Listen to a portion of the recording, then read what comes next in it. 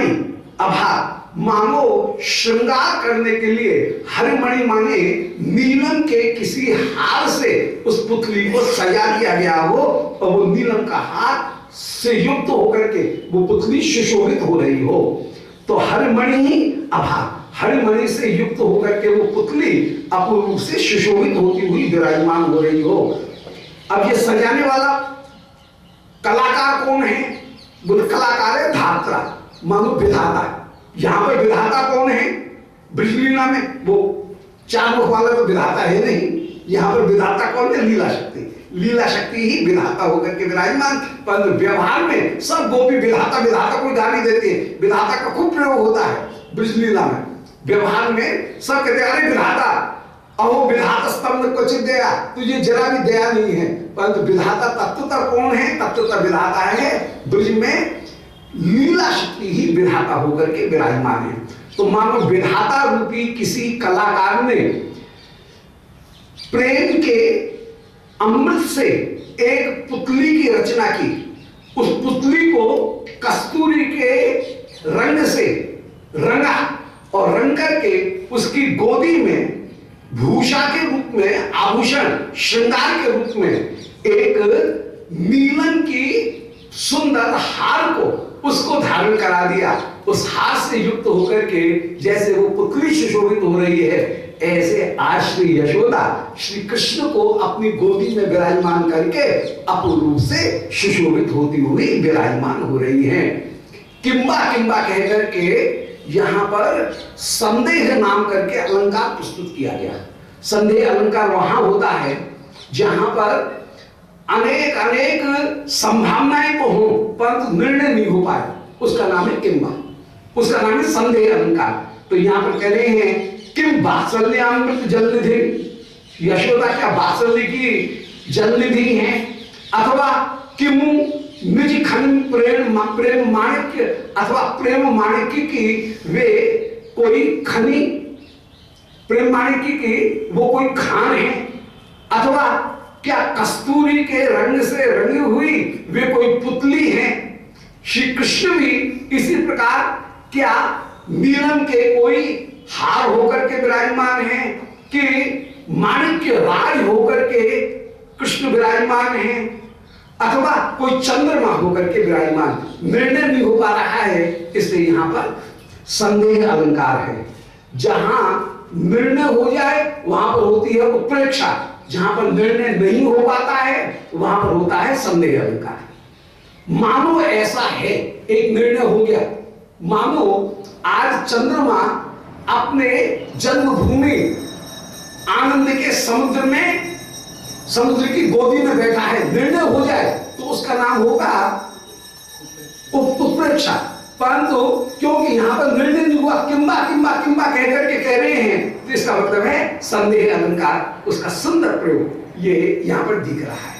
ये संदेह अलंकार प्रस्तुत करते हुए विराजमान हो रहे हैं।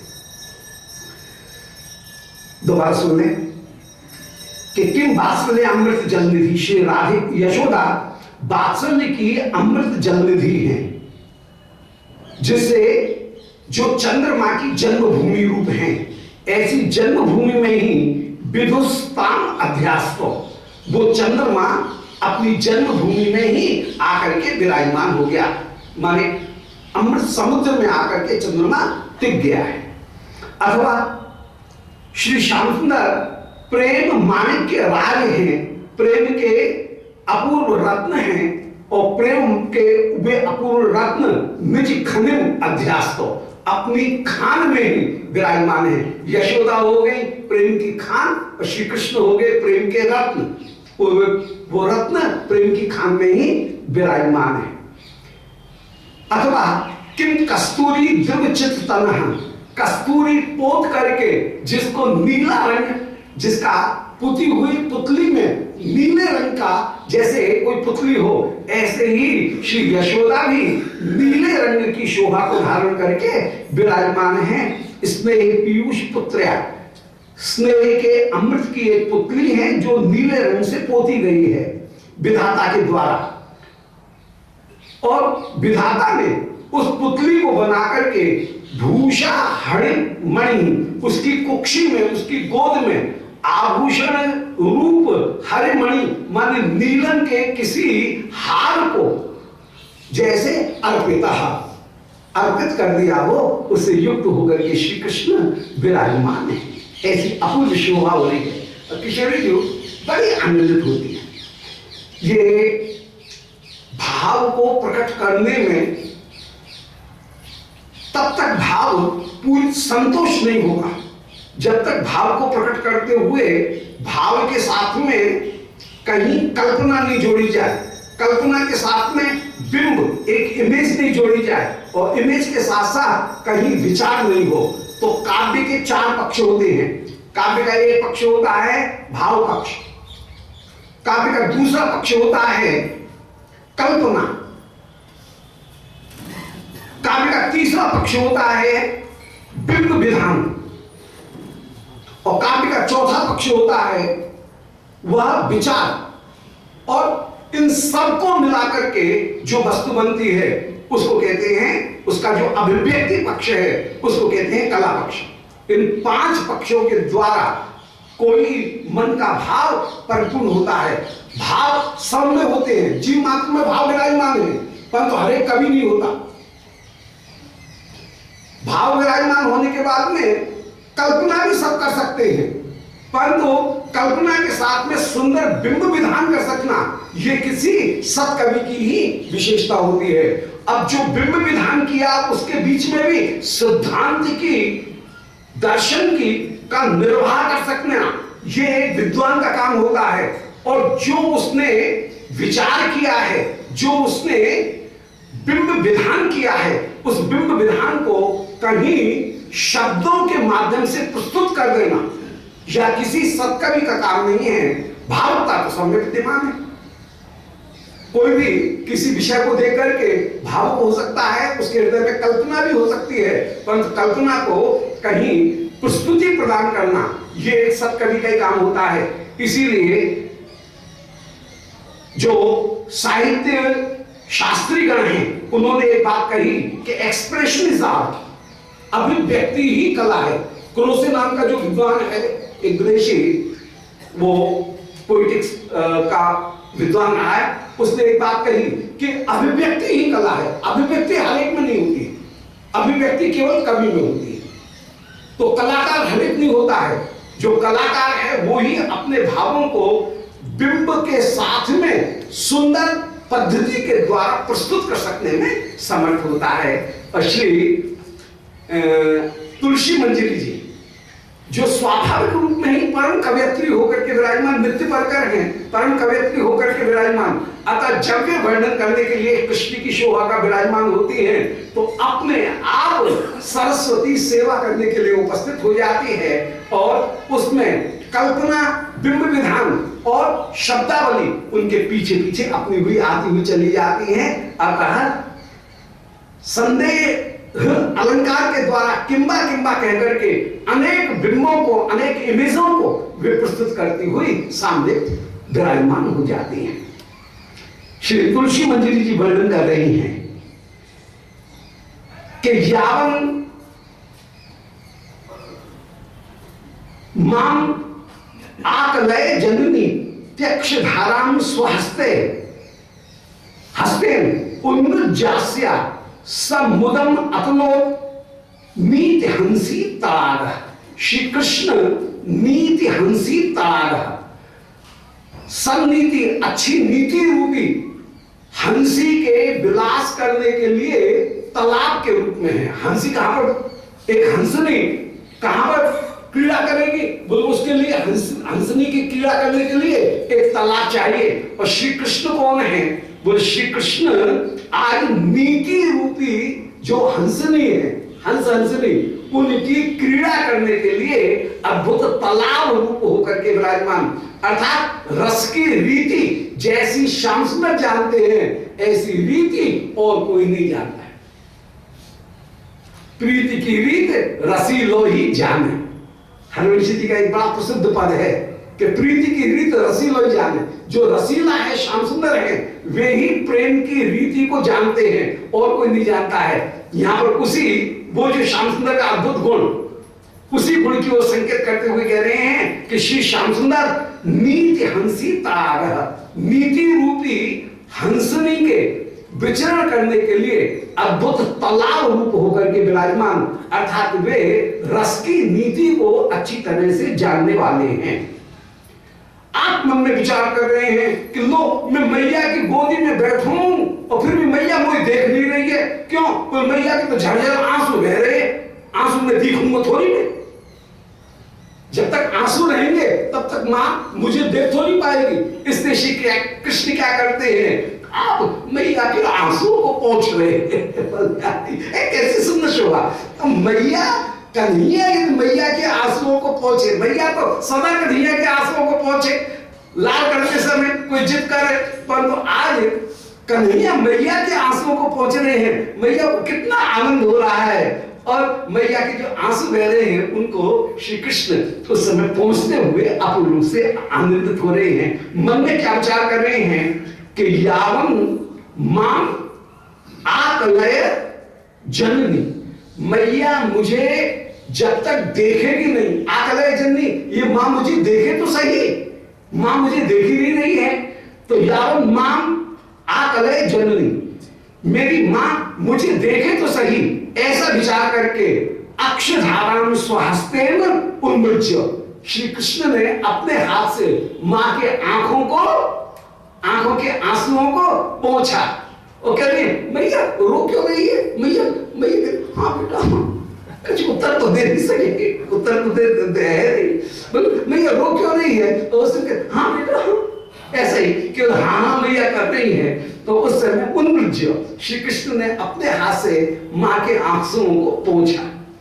अस्या मैंने यशोदा के आंसुओं को पोंछा। और स मुदम अतनोत नीति, और ऐसे आंसुओं को पोंछ करके यशोदा को अपूर्व आनंद प्रदान किया।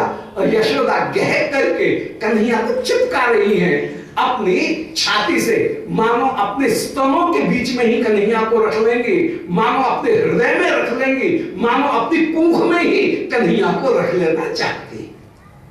ऐसी श्री यशोदा भीजे जा रही हैं कन्हैया को अपनी छाती से।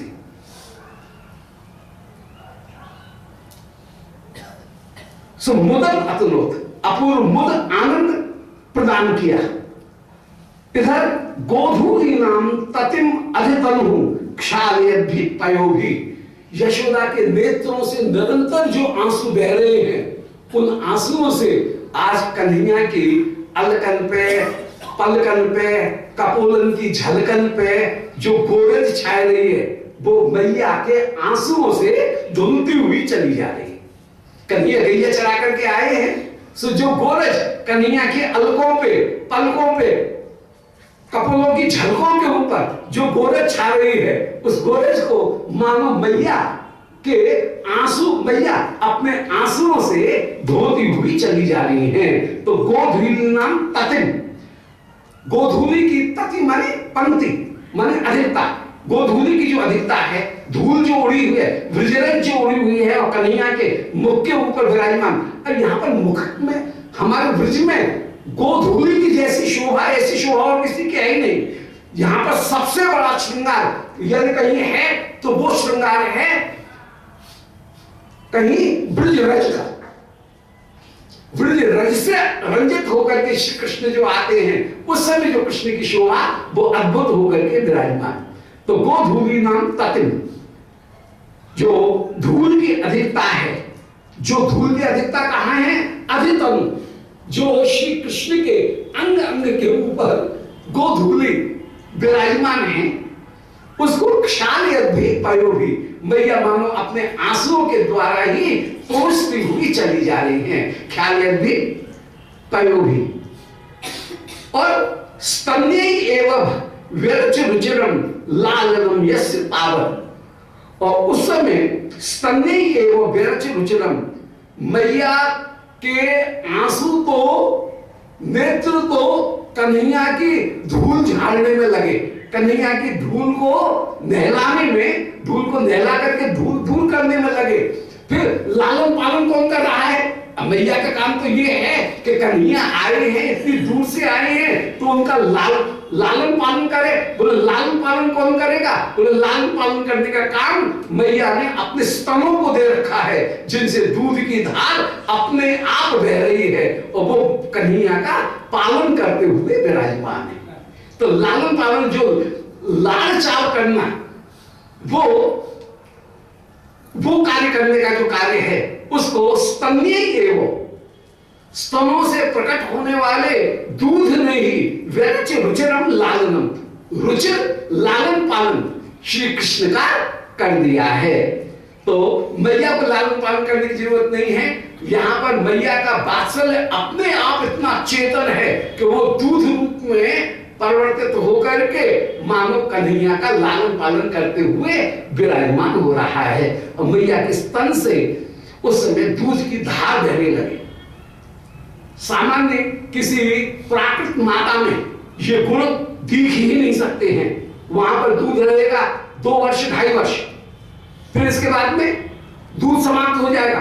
परंतु यहां पर कन्हैया इतने बड़े हो गए, परंतु फिर भी श्री यशोदा उनके स्तनों से दूध, अब आचार्यों ने वर्णन किया यशोदा के दूध का भी वर्णन करते हुए कि ये स्तन रूपी जो संचारी है, उसमें पिचकारी की तरह से दूध की धार बहती।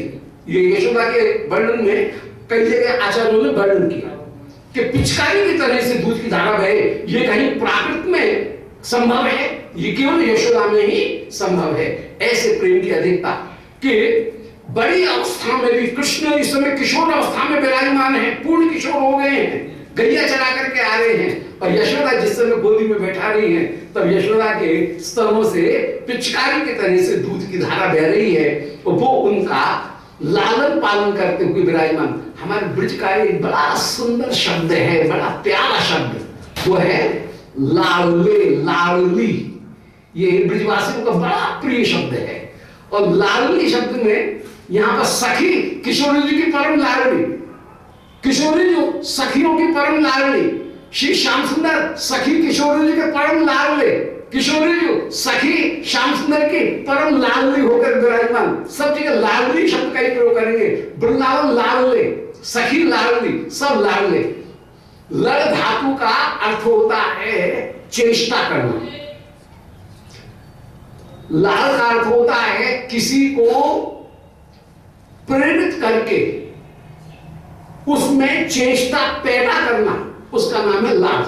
कभी यहां गुलगुली चलाई, कभी यहां गुलगुली, बच्चा है तो जैसे उसके गले में गुलगुली चलाओ, वो बच्चा जब कूदे बगल में गुलगुली चलाओ, तो चेष्टा करके जहां प्रेरणा प्रदान करके किसी को चेष्टा युक्त बनाया जाए, उसका नाम है विशेष रूप से लाड़। लाड़ करने में बालक को हाथ पैर टेढ़े करना, कहीं गुलगुली चलाना, कहीं उसको गुदगुदाना, और गुदगुदाने पर उनमें जो अपूर्व चेष्टा, तो किसी न किसी प्रकार से उसे चेष्टा करने में प्रवृत्त करना, यह लाड़ का स्वरूप है। सीधा सीधा गोदी आधा चुपचाप लेकर के लाड़ नहीं होगा। लाड़ जब किया जाएगा तो बालक के साथ में कुछ छेड़खानी की जाएगी, उससे प्रेमास्पद के साथ में छेड़खानी की जाएगी। ऐसे ही लाडली कहने का तात्पर्य है कि ये सखी कभी शिवप्रिया जी को चैन से चुपचाप शांत नहीं बैठने देंगे, उनके साथ में कुछ न कुछ छेड़खानी करेंगे, तभी तो वे लाडली है।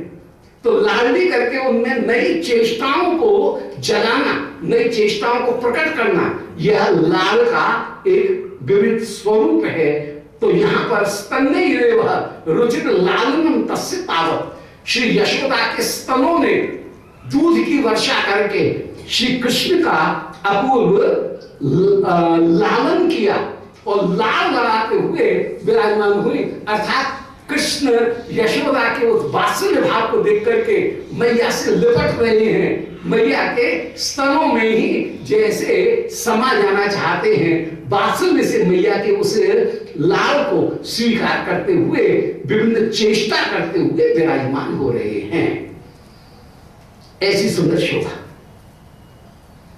संक्षेप में फिर दोबारा सुन लें कि यावन माम आकलय जननी, ये मां मुझे अच्छी तरह से देखे तो सही इति माने ये विचार करके अक्षधाराम स्व हस्तेनो उन्मृज्य, श्री कृष्ण ने मां के नेत्रों को अपने हाथों से पोंछा।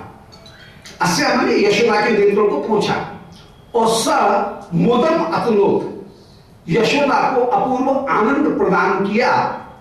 नीति हंसी तारह, श्री कृष्ण नीति रूपी हंसी के विहार करने के लिए तार एक तालाब के समान क्रीड़ा स्थली होकर के विराजमान, जहां नीति रूपी हंसी क्रीड़ा कर सके। गोधीली नाम ततिन, श्री कृष्ण के सर्वांग में गोधूली उस समय अपूर्व रूप से लगी हुई है।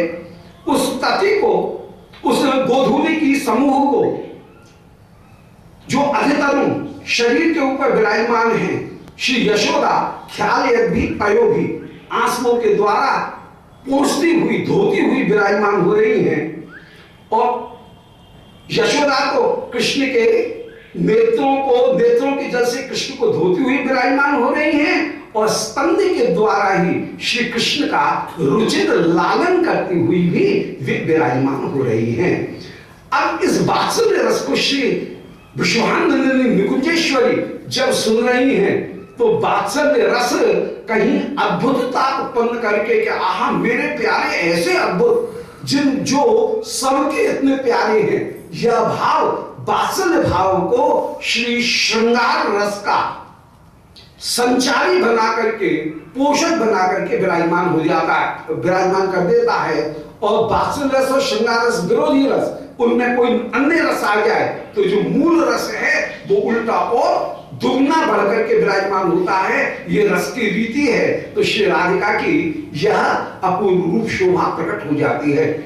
इसलिए गौड़ियाओं की जो गोष्ठ निकुंज मिलित उपासना पद्धति है, उस गोष्ठ मिलित उपासना पद्धति में जैसे सारे रसों के द्वारा मूल रस श्रृंगार रस को पोषित किया जाता है, ऐसी पद्धति केवल मंत्रोपासना में यदि उपासना पद्धति होगी तो वहां पर वो सुविधा प्राप्त नहीं होगी। मंत्रोपासना का मतलब है कि एक भाव, एक स्थान, एक पात्र, एक परिकर, एक अवस्था में जो उपासना की जाए उसका नाम है मंत्रोपासना।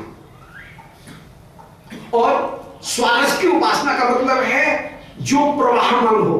तो मंत्रोपासना के लिए कहा गया मंत्रोपासना है हृदयवत और स्वारस की उपासना है नदवत। हृदय माने सरोवर, तालाब। तो तालाब में बस उतने से क्षेत्र में ही सारी लीला होगी। तालाब में भी तरंग तो आएगी, परंतु तालाब की तरंग कभी भी सुनामी नहीं। परंतु नदी में, समुद्र में सुनामी भी आएगी। तो तालाब में भी तरंग तो उठेगी, परंतु वो तरंग छोटी छोटी सी उठेंगी और वहीं समाप्त हो जाएंगी। ऐसे ही एक भावमयी जो लीला है, जैसे नृत्य विहार की उपासना है, तो नृत्य विहार की उपासना में अब उपासना तो नित्य नूतन होकर के विराजमान, तो वहां पे भी तरंग आ रही है, परंतु वो तरंग उस प्रकार की ऊंची नहीं है, उस प्रकार वैचित्र प्रदान करने वाली नहीं होंगी जैसे कि दूसरे रसों से मिलकर के भी वो रस अपूर्व रूप से वृद्धि को प्राप्त करके विराजमान होगा। तो ये यहाँ की एक बहुत बड़ी विशेषता है।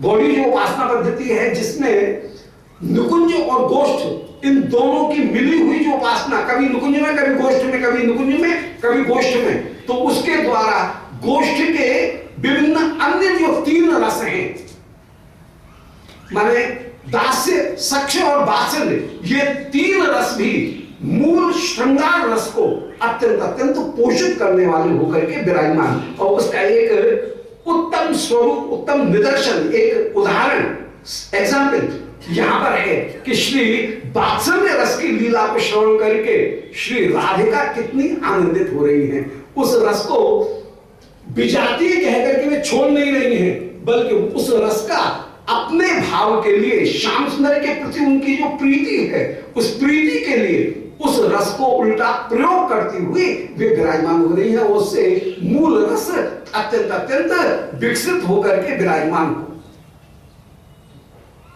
तो ये अपूर्वता है। आगे कह रहे हैं कि आनंदोन्मिश्वनो अनुपरमणी शु अप्यमु चेतयन्ति कृत्ये प्रावर्तयद अभिमते यदि वात्सल्य लक्ष्मी।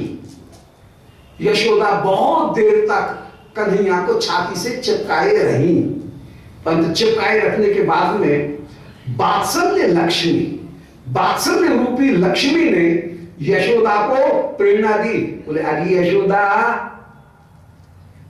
अरे वीर, अरे सखी, यूं ही कन्हैया को गोदी में लिए ही बैठी रहेगी? कन्हैया को भूख लगी होगी।